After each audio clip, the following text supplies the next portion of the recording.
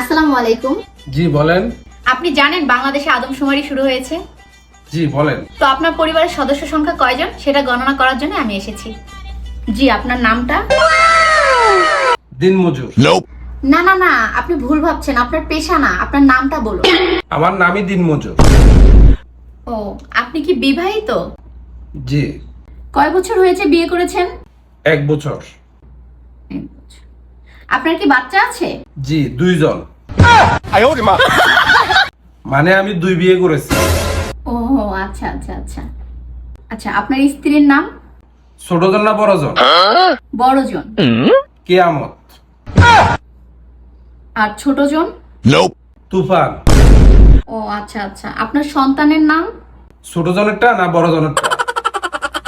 কেয়ামত জনেরটা। ঝড়। ঝড়।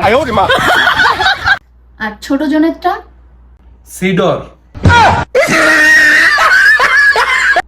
জি, আপনার মূল্যবান সময় দেওয়ার জন্য আপনাকে অসংখ্য ধন্যবাদ। আর লাগবে না? না না না, ঠিক আছে, আর লাগবে না।